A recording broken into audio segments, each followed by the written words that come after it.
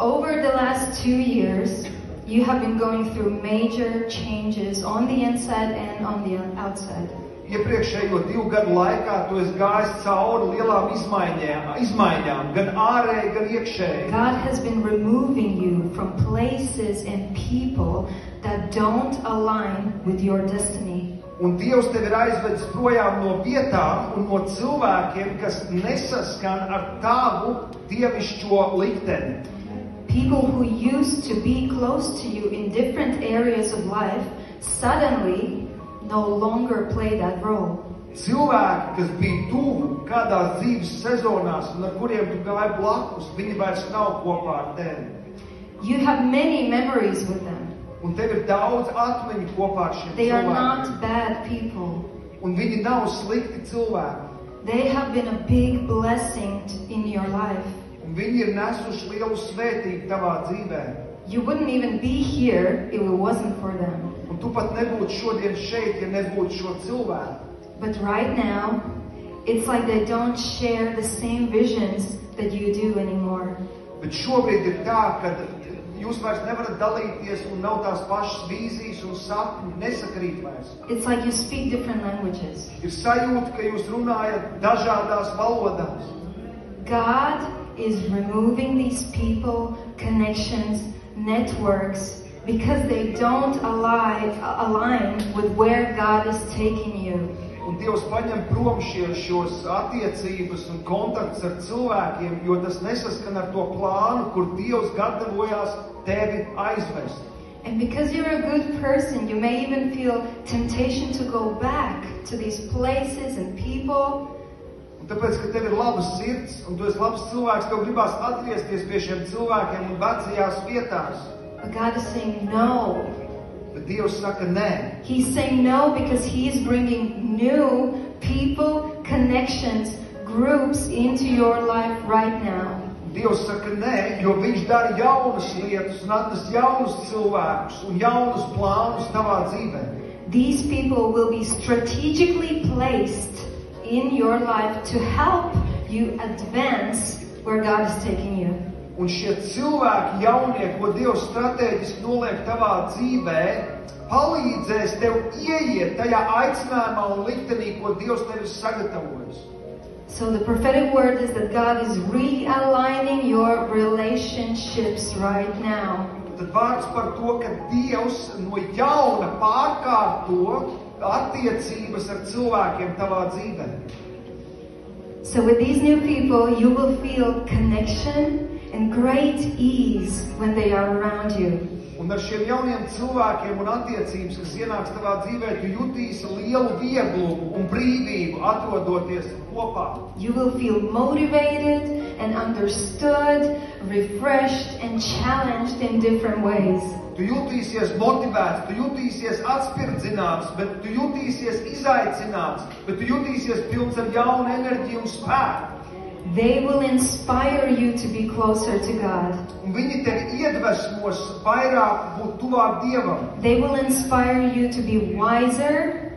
Viņi iedrošinās tev kļūt gudrākam. They will gently expose the darkness in you and help you go deeper in surrender with God. Un viņi maigā veidā izgaismos tumsu tavā sirdī un vedīs tev tuvāk Dievam un palīdzēs tev iet Dieva noliktajā ceļā. You will feel the need to grow. Un tu jutīsi lielu nepieciešamību garīgi augt. This is because these people are sent to you to stand along with you as you enter into the promises of God. Jo šie cilvēki ir Dieva sūtīti tavā dzīvē, lai viņi būtu tev blakus, kad Dievs tevi ieved tavā apsolītajā zemē. Perhaps they came into your life out of nowhere. Un varbūt izskatīsies, ka viņi ne no kurienes uzradās tavā dzīvē. God wants you to pay attention to these people and to be opened to what they have to offer. Bet Dievs grib, lai tu pievērs uzmanību šiem cilvēkiem un kāds viņiem ir dāvans un ko viņi var tev dot. They might carry the wisdom you're lacking, Viņi var nest gudrību, kas tev trūkst, experience you don't have, pieredze, kuras tev nav, maturity you need. briedums, kurš tev ir nepieciešams. They will help you to learn how to hear the voice of God. un viņi tev palīdzēs labāk saklausīt Dieva balsi.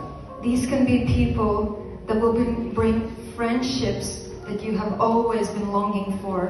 Un caur šiem cilvēkiem tavā dzīvē var atnākt draudzība, pēc kuras tu sen jau esi ilgojies. And even knowledge in professional areas. Pat arī zināšanas profesionālā jomā. They might be your next business partners or consultants. Tie var būt tavi nākamie biznesa partneri vai konsultanti. God is bringing you people who will do ministry together with you. Dievs atnes cilvēks tavā dzīvē, ar kuriem tu kopā varēsi kalpot Dievam. These are people's networks, communities, spiritual influencers. Tie ir cilvēki, tiem, kuriem ir garīga ietekme un komunas, kopienas. Mentors, preachers, co-workers. Mentori, sludinātāji, līdzstrādnieki. Prophetic voices and teachers. Pravietiskas balsis, mācītāji, piepildīt plānu tavā dzīvē.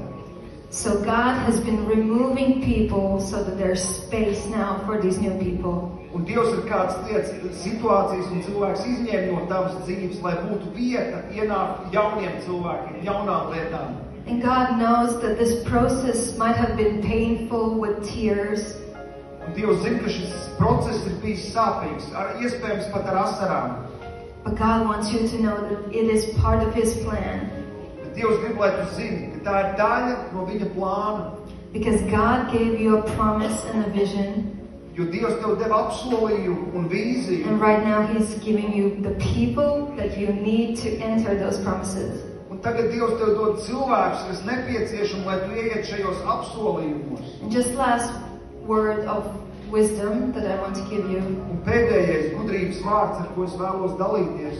When you see that these people enter your life, Kad tu redz, ka šie cilvēki ienāk tavā dzīvē, don't reject them just because they might look differently than you expected. tad neatraid šos cilvēkus, tāpēc, ka viņi izskatās citādāk vai ne tā, kā tu esi gaidījis. Don't think that you know it all and you can do it all on your own. Nedomā, es visu zinu un es visu viens pats varu izdarīt. That's a lie the devil wants you to believe. Tie ir meli, kuriem vēlns grib, lai tu notici. But God is a good Father who gives good gifts. Bet Dievs ir labs tēvs, kurš dod labas dāvanas. So when you see these people, love them, honor them. Un, kad tu redz šos cilvēkus, tad mīli viņus un cieni viņus. Make room for them Un sagatavo telpu, istabu viņiem. and thank God for them. Un pateicies Dievam par šiem cilvēkiem, kurus Dievs sūta tavā ceļā.